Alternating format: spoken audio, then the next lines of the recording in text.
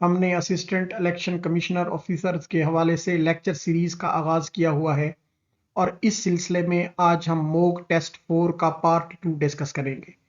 Part 1 के अंदर हमने चैप्टर नंबर 5 के most important and most repeated MCQs जो हैं वो आप लोगों के साथ शेयर किए। अब हम चैप्टर नंबर 5 के नेक्स्ट जो इंपॉर्टेंट क्वेश्चंस हैं वो डिस्कस करेंगे और इस पार्ट 2 के अंदर मॉक टेस्ट 4 के हम चैप्टर नंबर 6 भी कंप्लीट इंशाल्लाह डिस्कस करेंगे। अगर आप लोगों ने फोकस करके हमारे लेक्चर्स को सुना और इसके शॉर्ट नोट्स बनाते गए तो हम आपको यकीन से कहते हैं कि इंशाल्लाह इलेक्शन एक्ट 2017 से आने वाला कोई भी क्वेश्चन जो है आपकी इस मॉक टेस्ट सीरीज से आउट नहीं होगा। अगर आपको ये हमारे मॉक टेस्ट पीडीएफ फॉर्म में चाहिए तो आपको व्हाट्सएप ग्रुप के अंदर हमारा ये स्क्रीन पर हमारा ये व्हाट्सएप नंबर दिखाई दे रहा है, इस नंबर पर आप राब्ता करके जो है पीडीएफ फॉर्म के अंदर ये नोट्स मंगवा सकते हैं और इनकी डिस्कशन आपको इसी यूट्यूब चैनल पर जो है वो मिलेगी। तो आइए हम स्टार्ट करते हैं। According to section 54 part 6, the returning officer may suspend any presiding officer or polling officer during the poll for reasons to be recorded and refer the matter to the commission for। Section 54 part 6 के मुताबिक presiding officer या polling officer को मुअत्तल करने के बाद case कहां भेजा जाता है, तो याद रखिएगा केस को जो है वो डिसिप्लिनरी प्रोसीडिंग्स के लिए, महकमाना कार्रवाई के लिए जो है वो इलेक्शन कमिश्नर के पास भेजा जाता है। इसलिए इसका करेक्ट आंसर जो है वो बीट आएगा। स्टूडेंट्स याद रखिएगा, रिटर्निंग ऑफिसर अगर किसी अफसर को मुअत्तल करे तो मुकम्मल रिकॉर्ड इलेक्शन कमीशन को भेजा जाता है, जहां उस पर जो है वो डिसिप्लिनरी एक्शन जो है वो होता है। नेक्स्ट क्वेश्चन है हमारे पास, the commission's power to alter the election programme after the issuance is provided under. Election programme में तब्दीली की पावर किस सेक्शन में है, तो वेरी इंपॉर्टेंट एमसीक्यू है, आप बताएंगे सेक्शन 58 के अंदर है। इसका जो करेक्ट आंसर हमारे पास आएगा वो बीटा आएगा। यानी कि सेक्शन 58 के मुताबिक इलेक्शन कमीशन जरूरत पड़ने पर प्रोग्राम में तब्दीली या नया प्रोग्राम जो है वो जारी कर सकता है। नेक्स्ट क्वेश्चन है, a polling station shall not be located in premises belonging to a candidate or under their control as per. Polling station उम्मीदवार की मलकियत वाली जगह पर नहीं हो सकता, ये किस सेक्शन में बताया गया है, तो स्टूडेंट्स याद रखेंगे ये सेक्शन 59 का पार्ट 11 जो है वो इससे मंसूब है। इसका पर्पस ये है ताकि इलेक्शन पर जो गैर जानिबदारी है उसको अयां किया जा सके और तमाम जो कैंडिडेट्स हैं उनको बराबर मौका मिलना चाहिए और असर और रसूख से जो है वो बचाने के लिए इस अमल को यकीनी बनाया जाता है कि पोलिंग स्टेशन जो है किसी भी उम्मीदवार की मलकियत वाली जगह पर कायम नहीं हो सकता। नेक्स्ट है student, the maximum number of voter that should be assigned to a polling booth as far as practicable under the section 53 part 9 is. Section 59 part 3 के मुताबिक एक पोलिंग बूथ के लिए सबसे ज्यादा कितना वोटर्स जो हैं वो दरकार होते हैं, तो याद रखिएगा मैक्सिमम वोटर्स की तादाद एक पोलिंग बूथ के लिए जो है वो 300 है।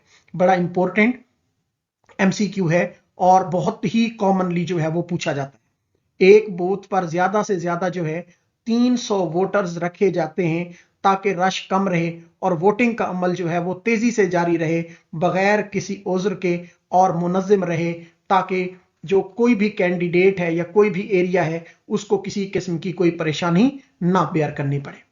The authority to determine the material and design of the ballot box is, यानी बैलेट बॉक्स के डिजाइन और मटेरियल का अख्तियार किसके पास है, तो स्टूडेंट्स याद रखिएगा बैलेट बॉक्स के मटेरियल और डिजाइन का अख्तियार जो है वो इलेक्शन कमिश्नर के पास है। इसलिए इसका करेक्ट आंसर हमारे पास जो है वो चार्ली आएगा कि इलेक्शन कमीशन के पास है।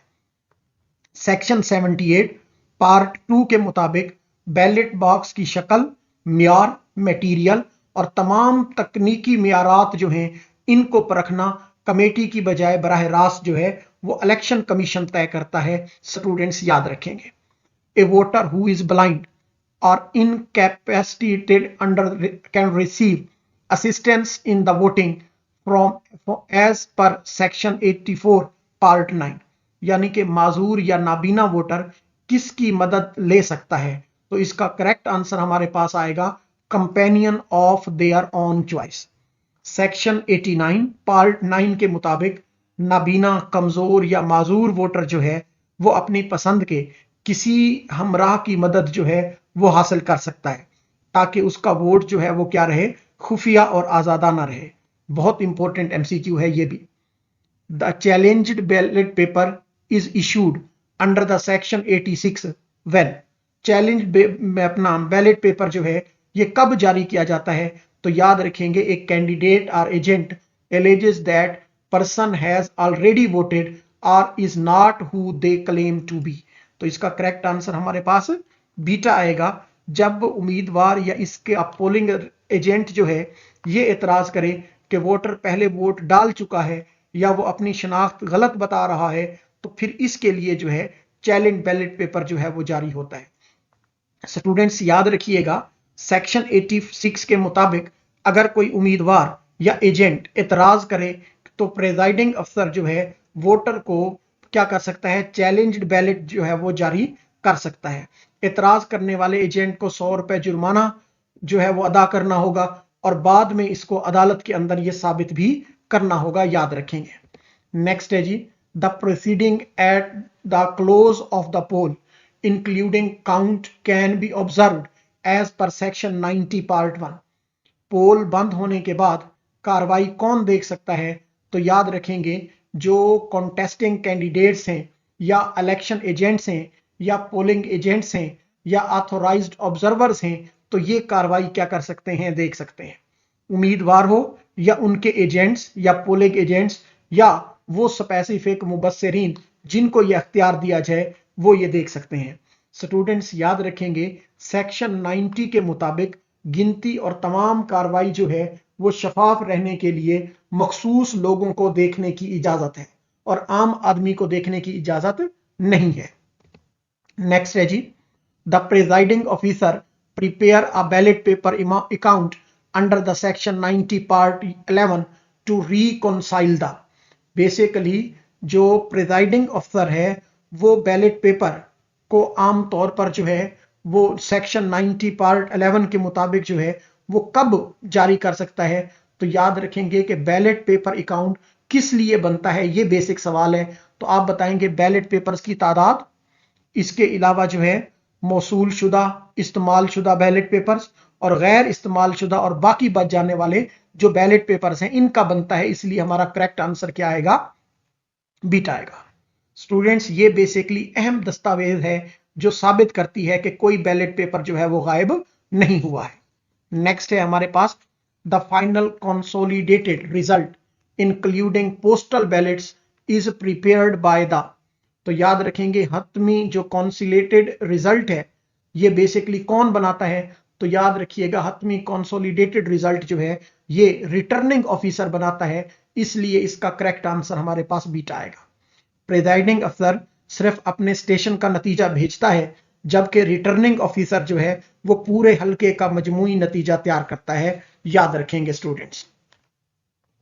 नेक्स्ट है, if returned candidate fail to submit their return election expenses within 10 days from the poll, the commission shall not notify the result as per section 98 part 3। Alpha इसका answer आएगा और election act के अंदर वाजे लिखा गया है कि this is mandatory requirement for the formal declaration of the result. इसलिए स्टूडेंट्स अगर कोई भी 10 डेज के अंदर पोल से अपने एक्सपेंस, इलेक्शन एक्सपेंस जो हैं वो शेयर नहीं करता, तो फिर इसके लिए कौन सा सेक्शन मुख्तस है? वो सेक्शन 98 का पार्ट 3 है। The temper evident bags containing election documents are initially deposit for the safe custody of। इंतखाबी रिकॉर्ड कहाँ रखा जाता है वो बेसिकली पूछना चाहता है। तो याद रखिएगा, जो टेरिटरी है और सब टेरिटरी है यहां पर इसको जो है वो रखा जाता है। इसलिए इसका आंसर चार्ली आएगा कि जो टेरिटरी है और सब टेरिटरी जो है यहां इसको कंटिन्यू किया जाएगा, रखा जाएगा। सेक्शन 90 पार्ट 4 के मुताबिक जो महफूज तहवील है ना, उसके लिए रिकॉर्ड जो है वो बेसिकली हम खजाने के अंदर, ट्रेजर ऑफिस किसको बोलते हैं, खजाना, उसमें रखा जाता है जब तक इलेक्शन कमीशन अपने स्टोरेज जो है वो ना बना ले। नेक्स्ट है जी, the commission's power to declare a poll void at one or more polling station due to grave illegalities is provided under। तो याद रखिएगा, पोल का कालादम करने का अख्तियार किसके पास है, तो कौन से सेक्शन के पास है, आप बताएंगे सेक्शन 9 के पास है। बीटा इसका करेक्ट आंसर आएगा कि अगर संगीन किस्म की बेजब्तगियां जो हैं वो साबित हों तो इलेक्शन कमीशन एक या एक से ज्यादा पोलिंग का जो रिजल्ट है वो क्या कर सकता है, कालादम करार दे सकता है, चाहे नतीजा जो है वो शायद हो ही क्यों ना चुका हो, तब भी उसके पास ये अख्तियार है कि वो उसको इलीगलिटीज जो हैं उसको इलीगल दे सकता है। नेक्स्ट है जी, under section 59 part 12 the commission may install a surveillance camera in each polling booth of the polling station declared as।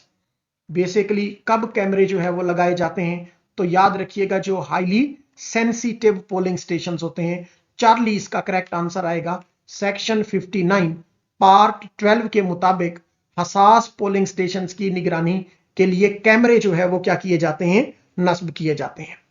Next question है student, a candidate may be nominated in the same constituency by not more than how many nomination papers as per section 60 part 4। एक उम्मीदवार ज्यादा से ज्यादा कितने जो पर्चे हैं वो नामजदगी जमा करा सकता है, तो याद रखेंगे कि एक कैंडिडेट ज्यादा से ज्यादा जो नॉमिनेशन पेपर हैं वो 5 जमा करा सकता है। बड़ा इंपॉर्टेंट क्वेश्चन है। तो सेक्शन 60 में पार्ट 4 में वाज़े तौर पर बताया गया है कि एक कैंडिडेट 5 हलकों से जो है वो इलेक्शन लड़ सकता है। नेक्स्ट है जी, the security of the nomination paper is conducted by the.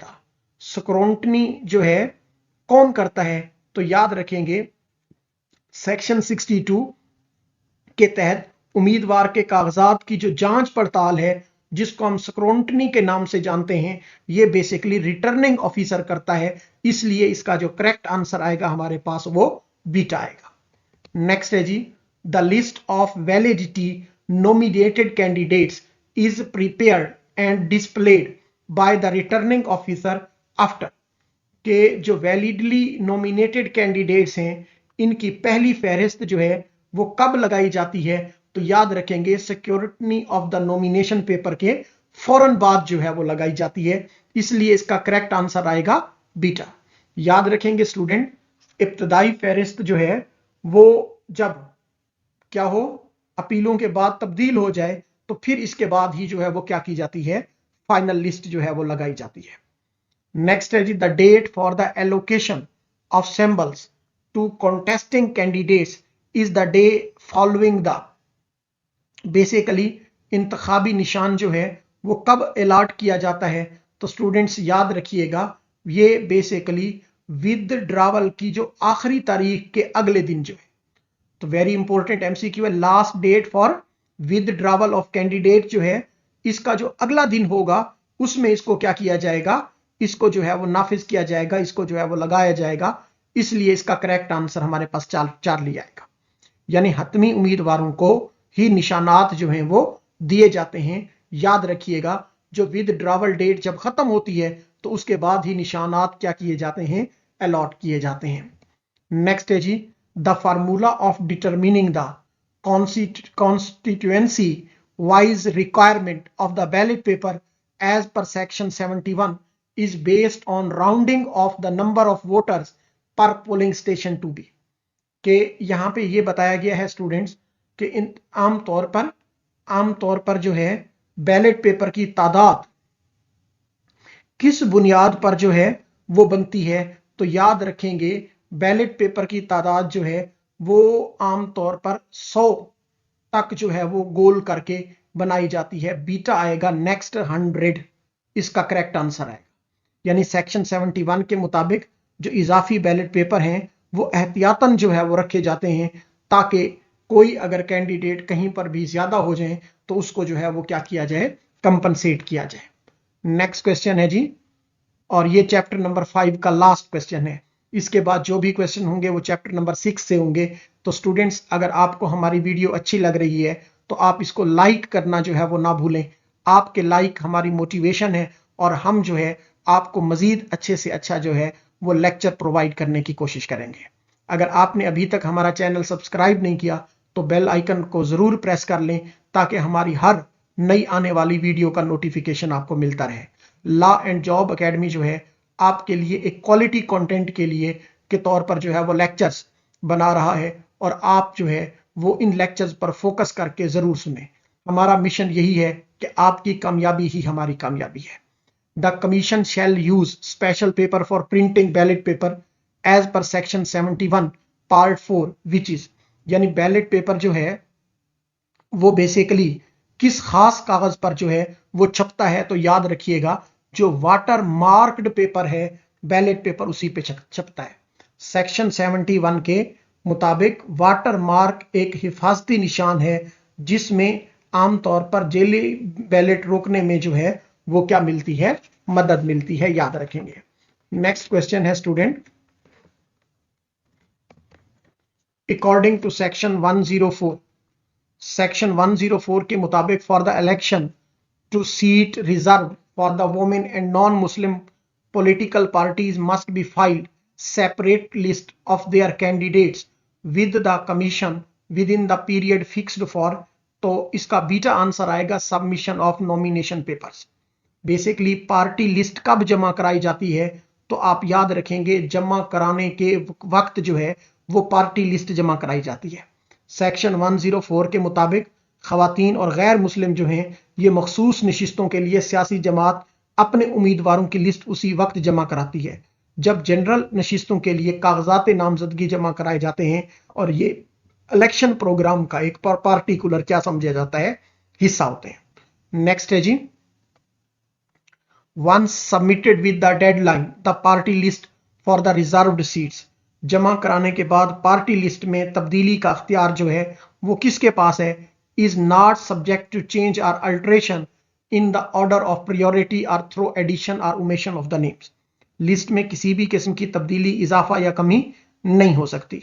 Section 104 part 1 के मुताबिक आखिरी तारीख तक जो लिस्ट जमा हो जाए वो फाइनल होती है और इसके बाद पार्टी का नाम बदल सकती है और ना तरतीब, और ना किसी उम्मीदवार का इजाफा, ना जो है वो उसको खारिज कर सकती है।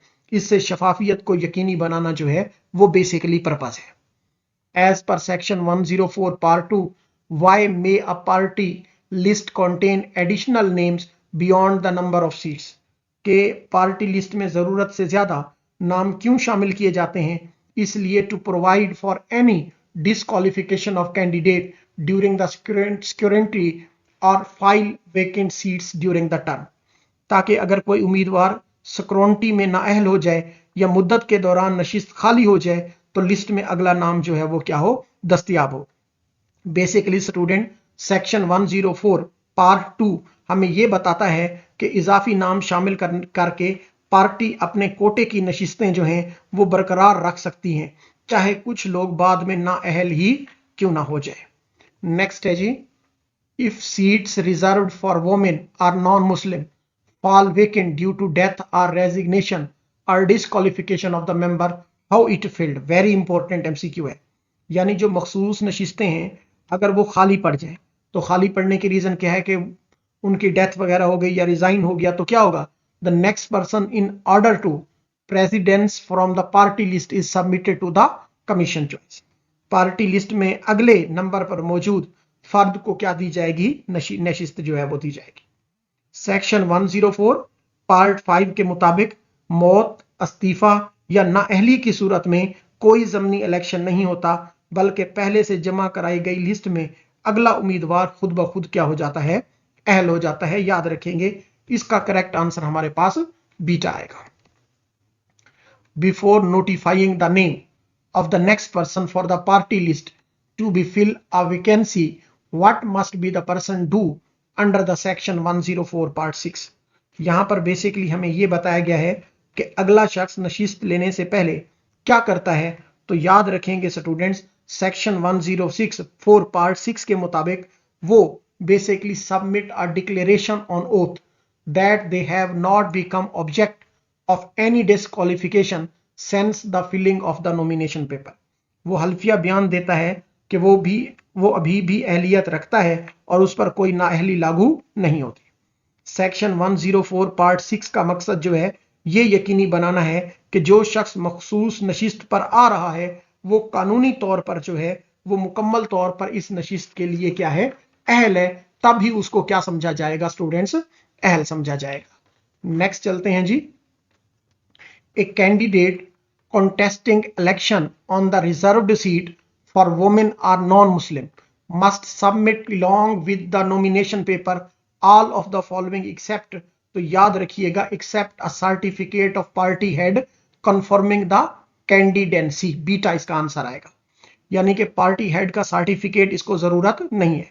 सेक्शन 104 पार्ट 7 के मुताबिक खवातीन या गैर मुस्लिम मखसूस नशिस्त के उम्मीदवारों को कागजात नामजदगी के साथ कुछ चीजें जमा करानी होती हैं, उनमें पार्टी लिस्ट की कॉपी, इसके अलावा डिक्लेरेशन और स्टेटमेंट्स जो हैं, और इसके अलावा फीस जमा कराना जो है वो लाजिम है।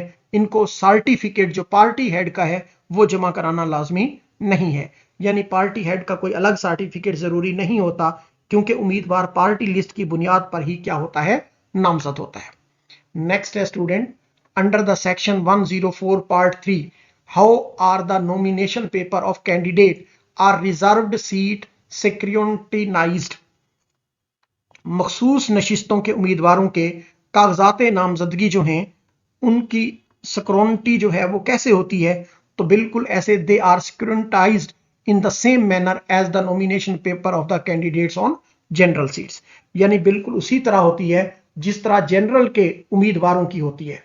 बेटा सेक्शन 104 पार्ट 3 के मुताबिक मखसूस नशिस्तों के उम्मीदवारों के कागजात भी वही स्क्रूटनी मराहिल से गुजरते हैं जो आम नशिस्तों वाले उम्मीदवारों के लिए होते हैं। यानी अहलियत, नाअहली, असासे, शहरियत वगैरह की मुकम्मल जांच पड़ताल जो है वो क्या होती है, लाजमी होती है। इसलिए इसका करेक्ट आंसर हमारे पास क्या आएगा, चार्ली आएगा। नेक्स्ट है, where there is an equality of share or reserved seats between two or more political parties, how does the returning officer declare the returned candidate। मखसूस नशिस्त पर दो या दो से ज्यादा जमातों का बराबर हिस्सा आने की सूरत में नतीजा क्या निकलेगा, तो याद रखेंगे नतीजा जो है वो फिर ड्राइंग ऑफ लॉट्स यानी कुरा अंदाजी की शक्ल में जो है वो निकलेगा। सेक्शन 104 पार्ट 8 के मुताबिक अगर दो सियासी जमातों का बराबर हिस्सा हो जाए और फैसला ना हो सके तो रिटर्निंग ऑफिसर क्या करता है, कुर्रा अंदाजी के जरिए से नतीजा तय करता है। ये तरीका सानी की सूरत में जो है वो बेसिकली क्या है, वाहिद हल है, इसके अलावा कोई और हल मुमकिन नहीं।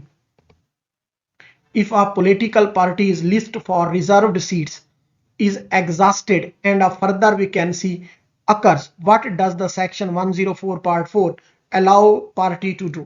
अगर पार्टी की मखसूस नशिस्तों की लिस्ट मुकम्मल इस्तेमाल हो जाए और मजीद नशिस्त खाली हो जाए तो क्या होगा, तो याद रखेंगे पार्टी में submit a new name of for the vacancy following the same procedure as for original list. तो पार्टी दोबारा नया नाम जमा करा सकती है और वही तरीका अपनाते हुए जो पहली लिस्ट के लिए था। स्टूडेंट सेक्शन 104 पार्ट 4 के मुताबिक अगर पार्टी की लिस्ट खत्म हो जाए, एग्जॉस्ट हो जाए और कोई भी नई नशिस्त जो है वो खाली हो तो पार्टी नया उम्मीदवार नामजद कर सकती है और उसका नाम उसके नाम के बारे में भी मुकम्मल स्क्रूटनी ही वही तरीकाकार अख्तियार होगा जो है बेसिकली पहले कैंडिडेट्स के साथ होता है। लास्ट क्वेश्चन है हमारा आज के लेक्चर का, the principle behind the electing members on the reserved seats is primarily based on. मखसूस नशिस्तों की असल बुनियाद क्या है, तो याद रखिएगा proportional representation based on the total number of general seats won by a party in assembly.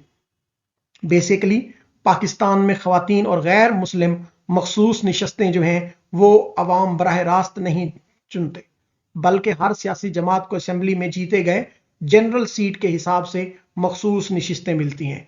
जितनी ज्यादा जनरल नशिस्तें उतनी ज्यादा मखसूस नशिस्तें जो हैं वो मिलेंगी। और सेक्शन 104 में पार्टी लिस्ट में उसी तनासुब वाले सिस्टम को अमली जामा पहनाने के लिए जो है वो इस्तेमाल किया जाता है। इसलिए इसका जो करेक्ट आंसर आएगा वो हमारे पास क्या आएगा, बीटा आएगा। तो स्टूडेंट्स, ये था हमारा आज का लेक्चर। उम्मीद करते हैं आपको पसंद आया होगा। लेक्चर से रिलेटेड कोई भी कंफ्यूजन हो, कोई भी क्वेश्चन हो, तो आप हमसे कमेंट सेक्शन में ज़रूर पूछें। आपके हर क्वेश्चन का इंशाल्लाह आंसर किया जाएगा। तो पूछने का तरीका ये है कि आप कोशिश करें कि पूरी स्टेटमेंट जो है और पूरे ऑप्शन हम तक शेयर करें, ताकि फिर हम उसी हिसाब से आपको आंसर कर सकें। अक्सर स्टूडेंट टू द पॉइंट बात करते हैं, जिसके लिए हमें काफ़ी ज़्यादा प्रॉब्लम्स होती हैं उनको जो है वो क्लेरिफाई करने के लिए। तो अगर आपको ये टेस्ट पीडीएफ फॉर्म में चाहिए तो व्हाट्सएप ग्रुप के अंदर आप ऐड होना चाहें तो स्क्रीन पर आपको व्हाट्सएप नंबर दिखाई दे रहा है। आप इस नंबर पर राब्ता करके जो है वो इसका हिस्सा बन सकते हैं। Thank you so much. मिलते हैं नेक्स्ट लेक्चर में। देखने के लिए शुक्रिया। अल्लाह हाफिज़।